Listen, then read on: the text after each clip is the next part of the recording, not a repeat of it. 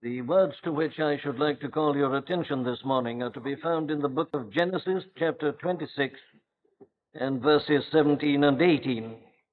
And Isaac departed thence and pitched his tent in the Valley of Gerar, and dwelt there. And Isaac digged again the wells of water which they had digged in the days of Abraham his father, for the Philistines had stopped them after the death of Abraham. And he called their names after the names by which his father had called them. We return once more to this incident in the life and history of Isaac, the son of Abraham, because, as I've been indicating, it seems to me to give us a very perfect picture and portrayal of the present state and position of the Christian church. We are dealing with the whole subject of revival and the need of revival. And my suggestion is that we are very much today in the position that Isaac found himself when he was thus searching for a supply of water. He knew that it was to be found there in those old wells that had been dug by his father Abraham.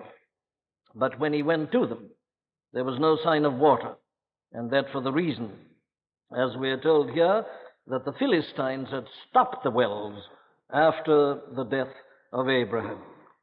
And so it seems to me that there are certain hindrances and obstacles to revival. The history of revival shows this so clearly. And we are dealing with some of these hindrances and obstacles to revival. It surely is our first business. It is our first duty. Isaac digged again, which means that he cleared out the rubbish and the earth that had been thrown in by the Philistines. And that is our business. We don't just pray that that water may spring up through all this rubbish. It is our business to clear it out. God, we know, can work miracles, and he has often visited the church in spite of her appalling condition. But it is our business to work as well as to pray. And our first task is to deal with these hindrances. And we've been dividing them up like this. First of all, there are the hindrances which we can describe under the heading of error and apostasy, heresy, lack of orthodoxy. There are certain things which simply must be believed. There is no history of revival in any church of any size or kind or in any place which has denied certain vital central doctrines in connection with redemption and salvation. So we've dealt with them. But then we came on to deal with a second group last Sunday morning, which I called defective orthodoxy, or if you prefer it, a kind of eccentric orthodoxy. A general orthodoxy, but because of a lack of balance in various respects, in the mind and understanding or in the spirit, because of this lack of balance and true conformity to the scriptural pattern. Such an orthodoxy can indeed, in the end, be quite useless, a defective orthodoxy. And it is good that we should ponder that and continue to do so. But we come this morning to another step in this matter, which, alas, again, we have of necessity to consider. And I cannot think of a better description of this than the term dead orthodoxy. And I suppose that the history of the church throughout the centuries indicates quite clearly that this, of all dangers, is perhaps the greatest danger, and certainly the greatest danger confronting many of us at the present time.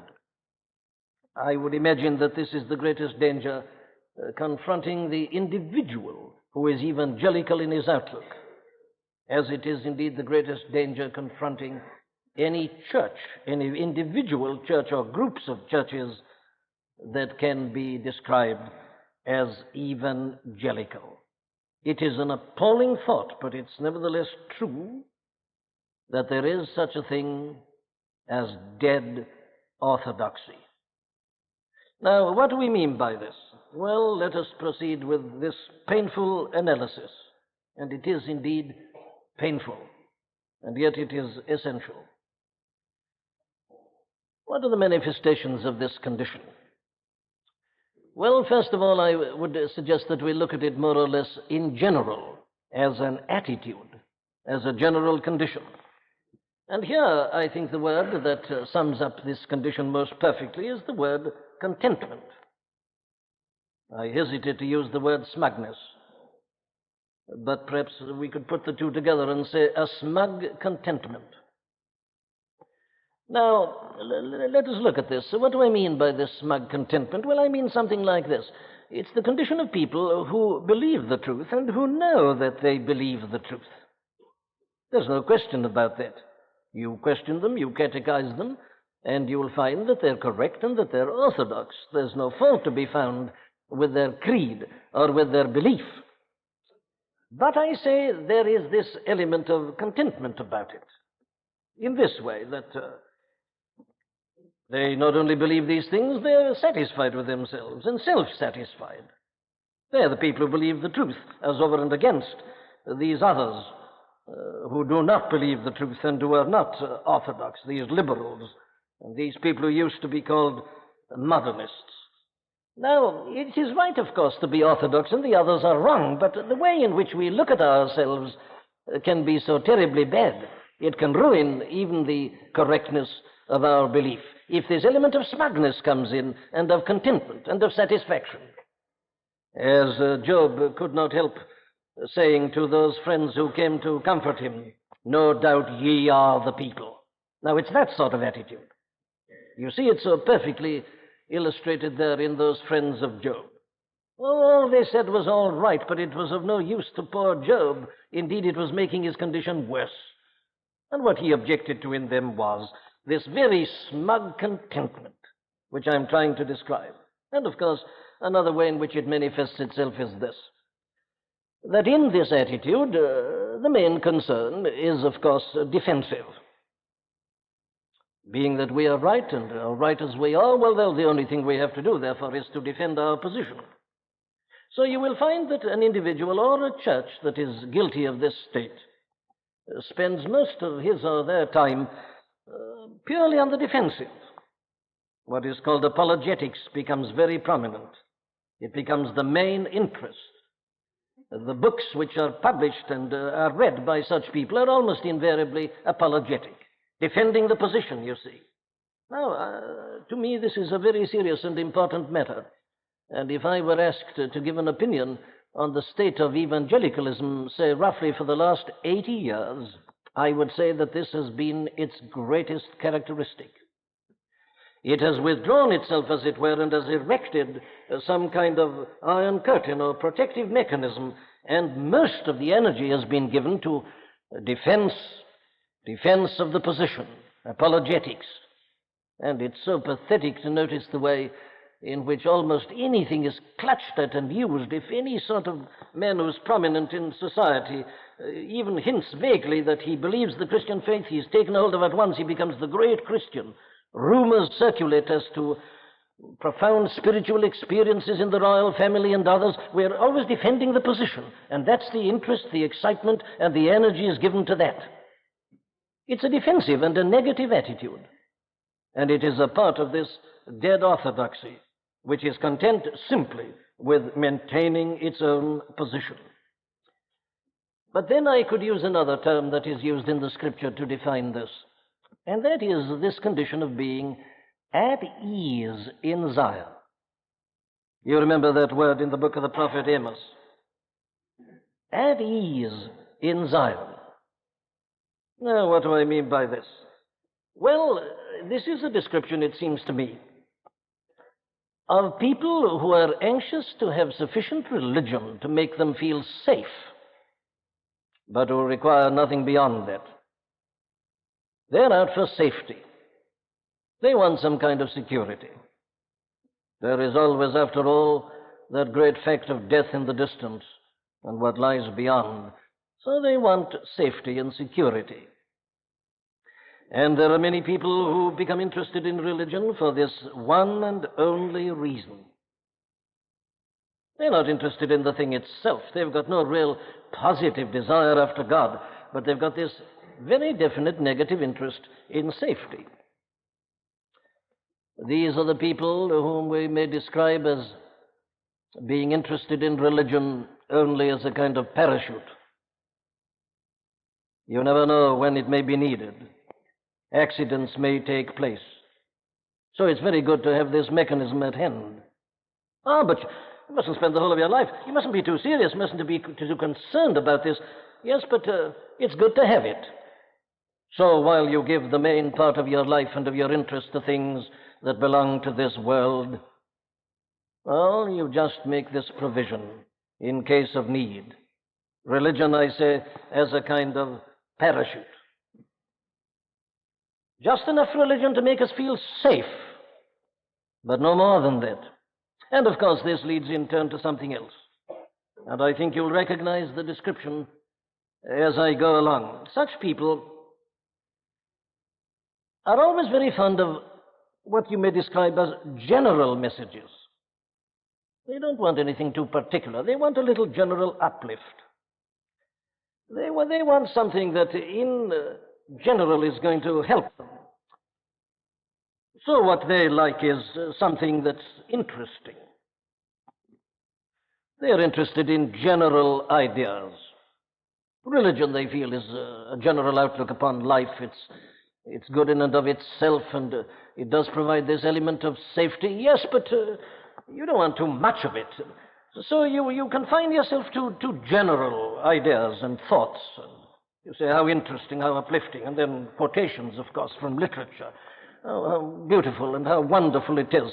Now, I'm trying to give a description to you of what I would call late Victorian and Edwardian religion, speaking very generally, and alas, it has persisted. We've got our religion. We feel it's all right. Well, now, what do we do when we come together to God's house? Well, what we do is this. We don't preach on the great doctrines of salvation. No, we're interested in character studies. Tremendously interesting. We take these Bible characters and we go through them leisurely, and how entertaining it is. It's almost as good as a novel. Nothing to disturb us, of course. We're looking on at a man like Abraham, or looking on at a man like Isaac, and it's interesting to see these characters and their differences and so on. You look up the literature of the end of the last century and the beginning of this, and you'll find that there were endless books published just along that line. Character studies. Studies in this and that, this leisurely approach to the Bible. And it's all so general and all so remote, all so interesting, far away from us. That has been the kind of thing that has been so common. But let me go on. Because next to this I must put of necessity this. A dislike of being searched and of being disturbed. It must always be general, I say. It must always be remote. It must always be far away from us somewhere. It must never come too near to us.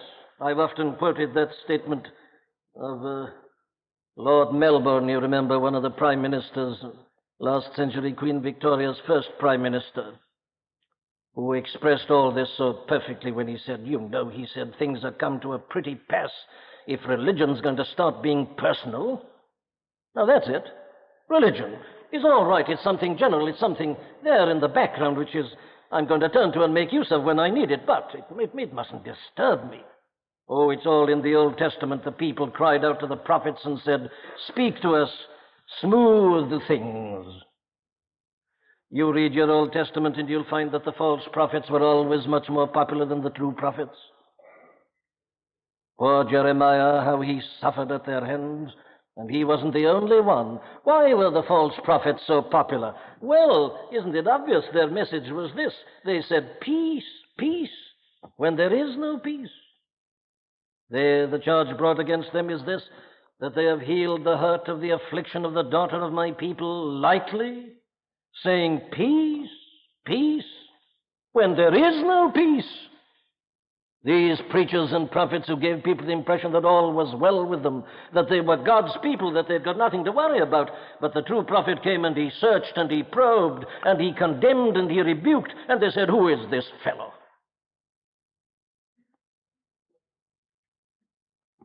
If I may say so in passing,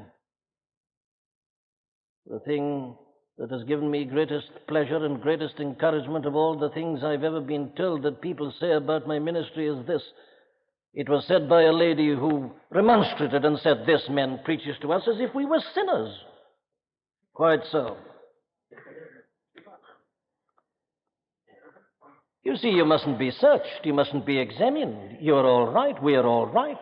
Of course, denounce those sinners that are outside or those liberals, but why? We are the people. We are Orthodox. And we don't need that. We need instruction.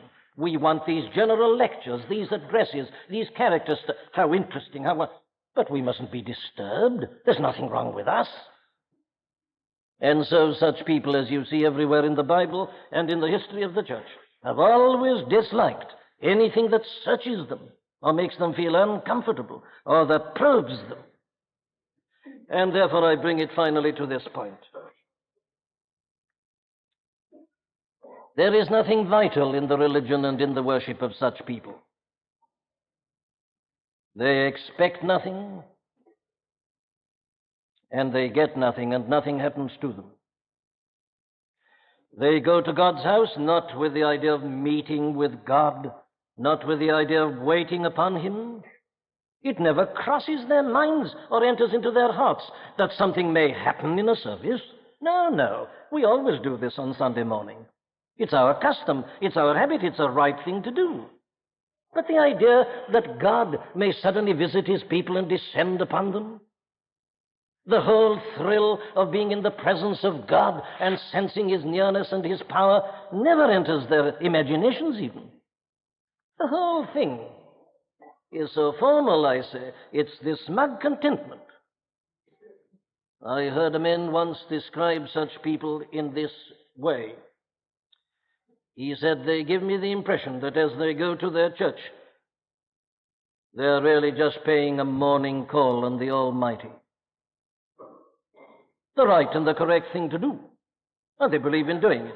Ah, yes, but there's no conception that God may suddenly meet with them and that something tremendous may happen.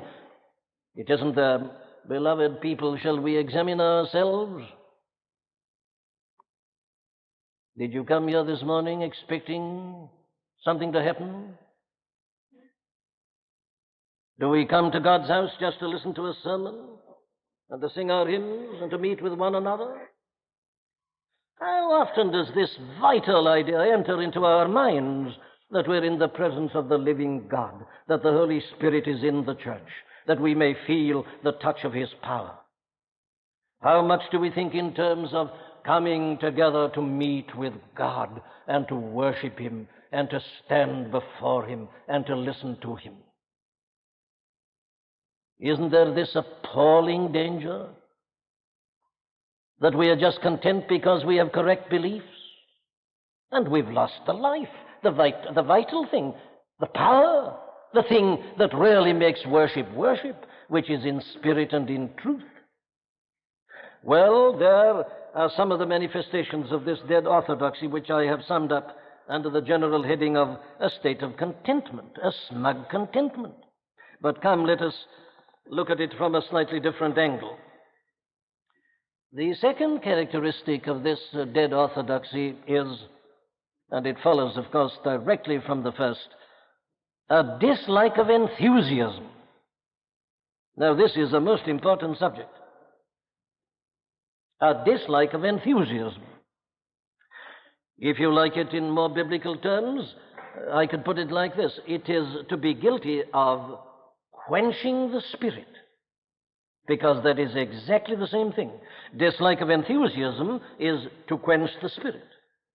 Now, those who are familiar with the history of the church, and in particular with the history of revivals, will know that this is the charge of all charges that has always been brought against people who have been most active in a period of revival, the charge of enthusiasm. Some of you may have seen and read the book written by the man who was called the late Father Ronald Knox.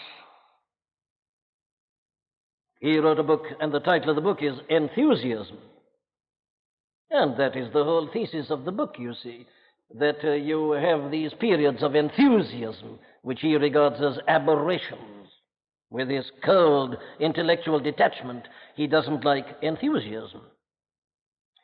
And as I say, it has been the most common, I suppose, of all the charges that have been brought against people who have been at the center of revival in the church.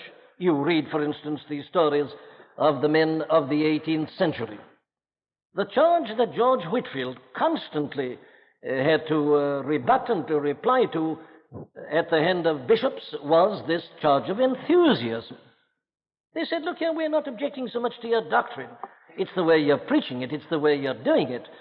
John Wesley, for instance, was constantly charged even by his own mother, Susanna Wesley, with this same charge of enthusiasm. Why couldn't he preach like everybody else? What was he so excited about? Why all this disturbance? Now, she was a very godly woman, Susanna Wesley, but she couldn't understand this son of hers who'd suddenly become an enthusiast in this way. There's nothing that comes out so clearly as you read the literature of that 18th century in terms of the Christian church than to see this one charge of all charges constantly being brought forward. Well, now then, we've got to look at this subject, because clearly this opposition to what is called enthusiasm can be one of the greatest hindrances of all to revival, and it is the particular danger of people who are in a state of dead orthodoxy. I admit freely that it's an extremely difficult subject, that there are certain lines which are very, very difficult to draw. And yet we must do this. We of necessity must. The Bible compels us to, and the history of the church, I say, compels us to do so. And fortunately for us, it is a subject that is dealt with in the Scriptures, and we are not left without some guidance in forming our opinions. Now, I read to you that long section from the first epistle to the Corinthians, chapter 14, at the beginning, because that is the very subject with which the apostle was dealing there. Now, isn't it interesting to notice this? The apostle had to write along those lines to the church at Corinth. Why was that necessary? Or if I may put my question in a different way, did you feel that 14th chapter of 1 Corinthians had much to say to us? Does that seem to be a very relevant message to the church of today, even the evangelical church at her best? And I think you will agree at once that the subject seemed very remote from us and didn't seem to have much to do with us. But isn't that true with so much of the New Testament? And why is that? The answer is quite simple. The New Testament church was a church that was alive. She was filled with the Spirit. She was born in Pentecost, in that great baptism of the Spirit.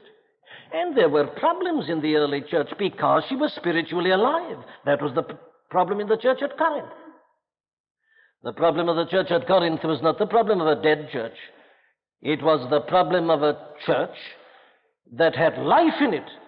But because it was young, it was like the life that's in a child. It tended to too much exuberance, and it needed to be controlled and to be regulated and disciplined.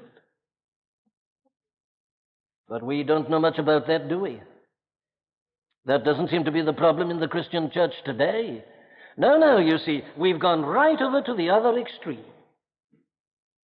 And so it is interesting to notice that in the periods of aridity and dryness before revivals, these whole sections of the New Testament seem to be quite irrelevant. But the moment you get a revival, well, then these become the important chapters, and you have to go to them at once. Why? Well, because life has come in, and you've got the problems of exuberance or excessive manifestations of uncontrolled life and living.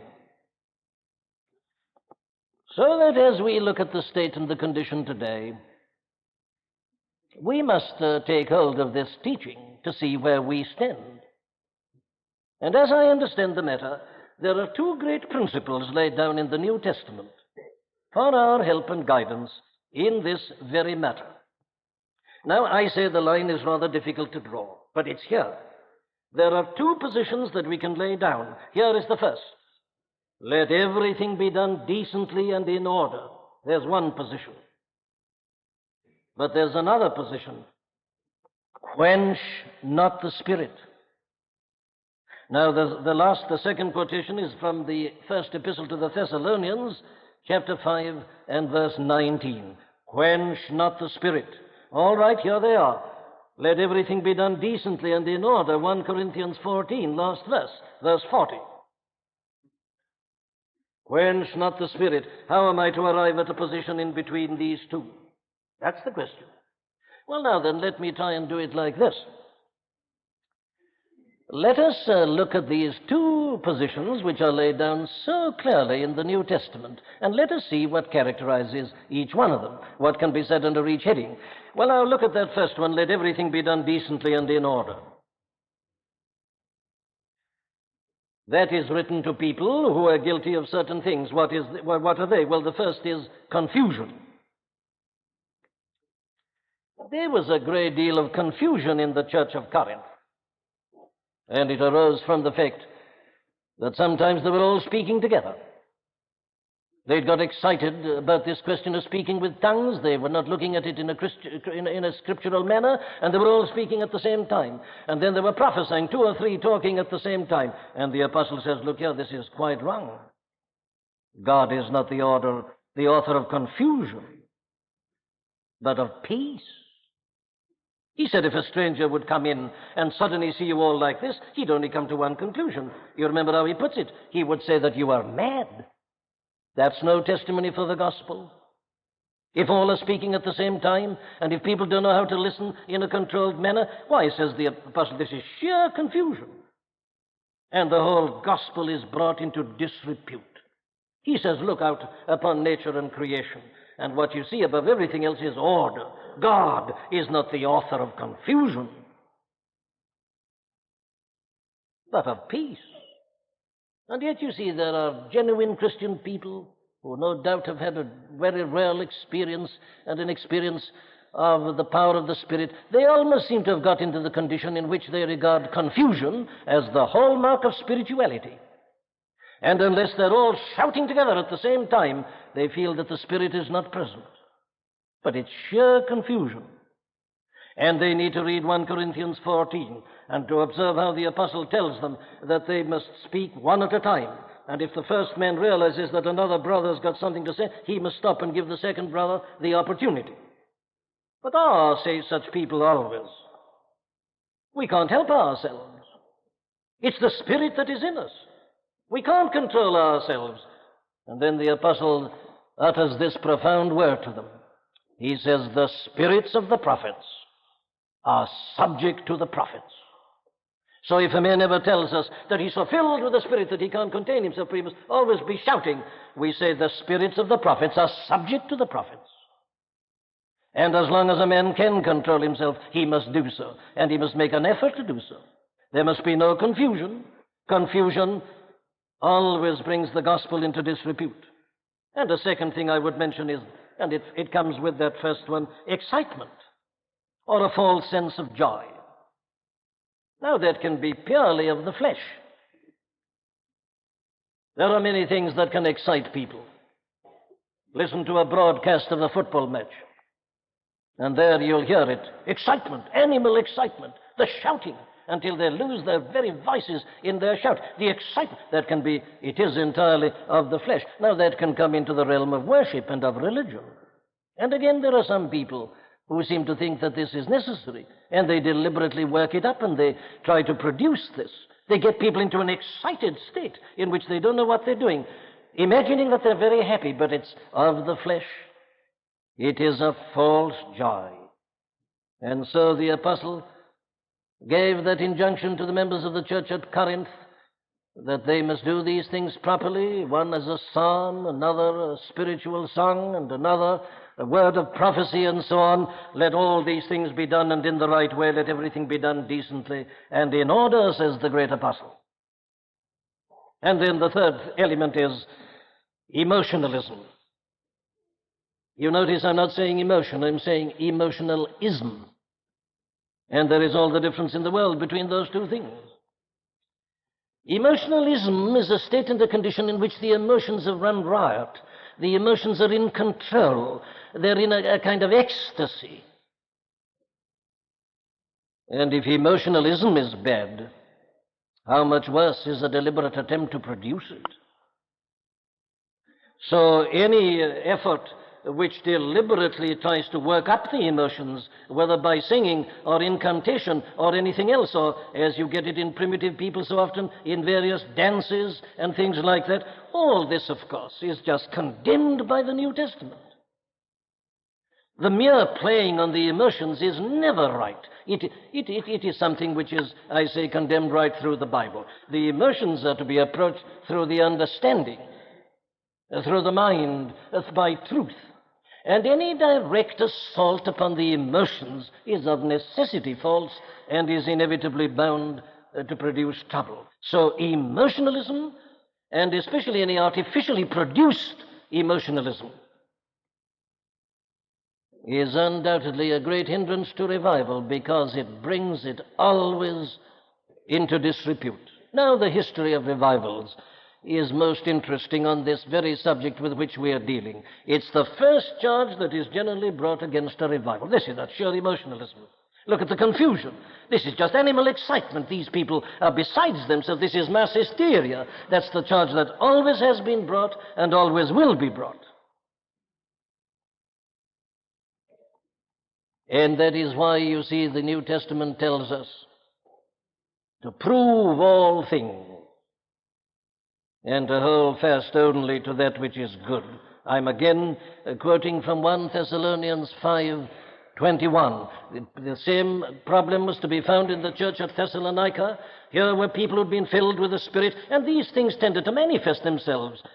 I hope later to deal with the reason why that tends to happen. I'm merely noting it as a fact at the moment. So the apostle says, look here, prove all things, test the spirits, try them, make sure that this is the Holy Spirit and that it isn't merely the flesh, or it isn't the devil working up the flesh to counterfeit the true and thereby to bring the whole thing into disrepute in the eyes of the people. Now there, in general, it seems to me, is the interpretation of the injunction, let everything be done decently and in order. Now there is an apostolic injunction, and we must hold on to it, come what may. But we must also hold on to the next. Quench not the Spirit. What does this mean? Quench not the Spirit. I'm not sure that this isn't the text of all texts that the Church of God speaking generally needs to consider at the present time. We are very clear, are we not, upon that first one? Let everything be done decently and in order. Why, we are experts on it. The trouble is that we are so clear about that we are guilty of quenching the Spirit. In our reaction from the false, we've gone to another position which is equally false. What do I mean? Well, I mean something like this. Take that fear of confusion, for instance. That is no danger as far as we are concerned, is it? What is our position? Well, our position is that everything is perfectly controlled. Everything is nice, orderly, correct, formal, and above all, respectable. I just ask you again to take the church as you've known the Christian church and to consider her in the light of the New Testament epistles. You see the difference? You don't need whole tracts of the New Testament today. Why? Well, because the church is in this formal, dead, and utterly respectable position. Now, it's very interesting to observe certain things from the historical standpoint. You will always observe that when forms of service become popular, the Spirit is less in evidence, and you move further away from the New Testament. The very characteristic of the New Testament church was this spontaneity, this life, this living quality, this vivacity. But as you fall away from the Spirit and His influence, everything becomes formal. So you have forms of service. You will find that the church in every period of declension becomes much more formal in her service. She adopts forms of service. She tends to turn to liturgy and to ritual, and they like having processions. All this is a part of formal religion. But you know, on the other hand, every time you get a revival, you find all that kind of thing stopping. You come back to the simplicity of the New Testament. The contrast, if I may put it without being at all offensive, is this, is between a cathedral service and a service by the Lord Jesus Christ sitting in a boat by the lakeside, or these people meeting in one another's houses in Corinth, Thessalonica, Rome, and everywhere else. That's the contrast. No pomp, no ceremony, no ritual, no processions, no vestments, no dressing up. No, but a freedom of the Spirit and things happening. And the people singing out of their hearts. That's what you get in every period of awakening and revival. But when the church is not in revival, you get an emphasis upon choirs.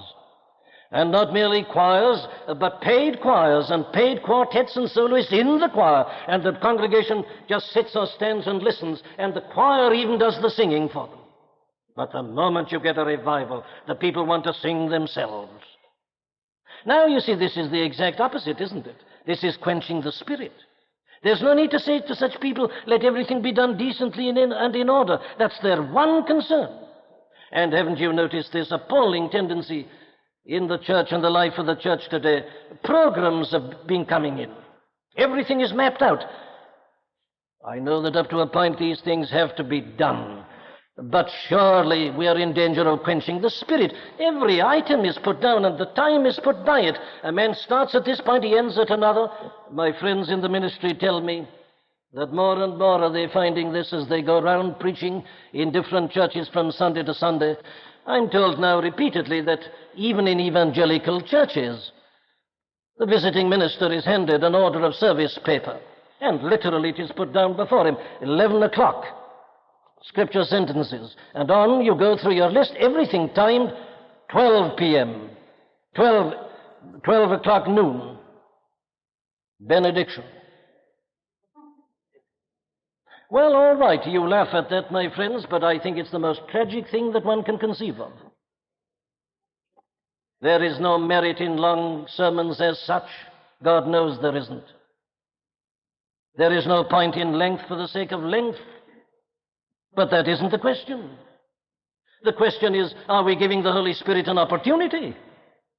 Are we so tied by our programs that He's excluded? Why this formality? Why this tying down of everything? What if the Spirit should suddenly come? I do commend this matter to you very seriously.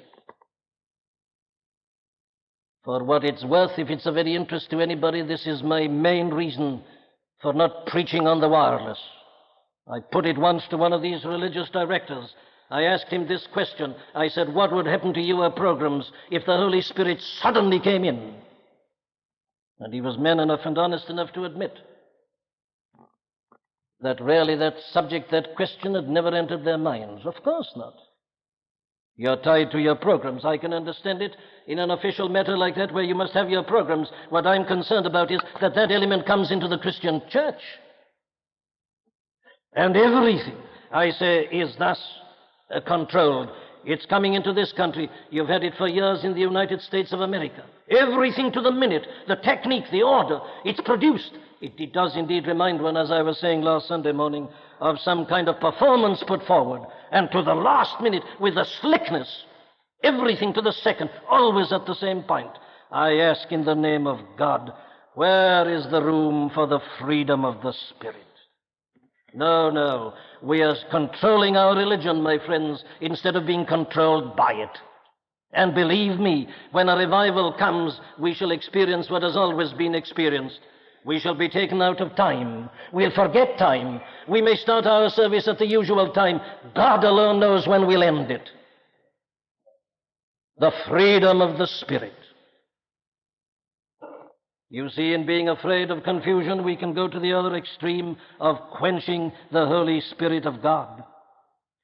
And then take this question of the fear of a false joy, this artificial excitement and false joy. Now, I say that again, we can be so afraid of that we can become guilty of quenching the Spirit. I mustn't keep you, so I will put this in the terms of one incident which happened in my own experience. On my holidays a few years ago, I went to a church service in a certain place on a Sunday morning. Good congregation, devout people, absolutely orthodox, with a man of God preaching. And his text was, "The rainbow in the cloud." Glorious, the rainbow in the cloud. The poor man. That man was so afraid of a false joy that the whole of his sermon was given to the false joy and the dangers of a false peace and a false joy. I'm not criticizing my brother. We're all fallible. But you see, the effect it left upon me was this, that there was nothing there but the cloud and we couldn't see the rainbow. He was so afraid of the false that he quenched the true. We are people of extremes and we swing the pendulum violently. We don't realize that there is this other position where you can avoid the false and have the true.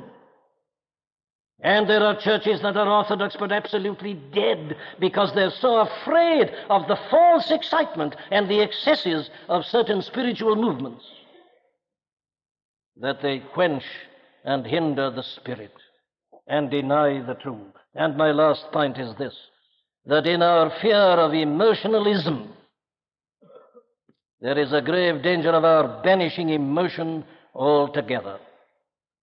I am troubled at the absence of emotion in the Christian church today. Oh, there's plenty of sentiment, but I'm not talking about sentiment. Sentiment is weak and flabby. Sentiment is that which a hard man puts on to persuade himself that he's still got some feeling within him. No, we don't want sentiment, sickly, maudling sentiment. We want emotion, that God-given quality. But oh, how little emotion there is today. When did you last hear of a person weeping because of his sinfulness? When did you last weep yourself because of your distance from God? We've forgotten how to weep, my friends. When did you last hear of a person weeping for joy?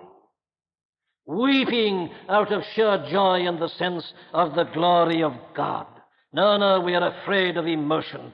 Our whole training and upbringing, the whole attitude to life is one that curbs the emotion. We feel it isn't gentlemanly. We feel it isn't quite respectable. It isn't nice. We are stealing the emotions, curbing this God-given thing. It's true of all branches of life today. It's the blight that is upon the whole of life. That's why you've no longer got great preaching. You haven't got great statesmen. You haven't got great speakers. I'm told that in the House of Commons they all read their speeches. You've no longer got your men who can move the congregation, move the people, and lead to some vital decisions. No, everything is so controlled. Emotion is ousted. Eloquence is distrusted. So you don't have great preaching. You don't have great speaking. You don't have great acting. You don't have great anything. Everything is just conversational, casual. And you mustn't have fervor, and you mustn't be moved, and you mustn't allow anybody to move you, and nobody must be moved at all. Everything must be a quiet statement. You must even talk about the cross of Christ quietly. You must speak about the glory of the Lord and being filled with the Spirit quietly with an absence of emotion. We are so afraid of emotionalism that there's an absence of a true and a healthy and a God-given emotion amongst us. What is it all due to? I believe it is due to a pseudo-intellectualism and a false sense of what is respectable. I am profoundly convinced that this is perhaps the greatest of all hindrances to revival. You see, we pride ourselves in our learning. We say, of course, our forefathers, they had revivals because they lacked our control and our discipline. They were not educated as we are. They were not really gentlemen. They were crude. They were primitive. And so you can still get your revivals among such people, but not amongst us. We are intellectual. God have mercy upon us. One of the greatest intellects that this world has ever known was the Apostle Paul. But as I'm never tired of pointing out to you and reminding you, look at him as he is moved by a grand sweep of emotion. He starts off on a point, but suddenly he names Christ and he's lost. He forgets what he was saying, and he bursts out into his magnificent eloquence. And then he comes back to his point again. Disorder, if you like, inconsistencies, anakalutha, use your terms. Yes, but it's the glory of the man, this giant intellect, but who was moved by the truth, moved to tears. That's the trouble with all of us. I read of George Whitefield preaching, and as he was preaching about the glories of grace and of salvation, the tears were pouring down his cheeks, and those who listened to them were equally weeping. It's true of all these men, and you and I are so hard and so intellectual and so controlled. This isn't a plea for emotionalism. I've denounced it. It's a plea for emotion. God save us from being so afraid of the false and of emotionalism that we quench the Spirit of God and become so respectable and so pseudo-intellectual that the Spirit of God is kept back, and we go on in our dryness and aridity and in our comparative futility and helplessness and uselessness. Oh, let us consider these two great propositions of the New Testament. Let everything be done decently and in order, certainly. But in the name of God, quench not the Spirit, despise not prophesyings, and let us come to God's house in freedom, ever expecting the power to descend upon us and to have experiences of God and of Christ that will melt us and move us and break us and make us forget ourselves and approximate a little more closely to the church as she is described and depicted in the pages of the New Testament.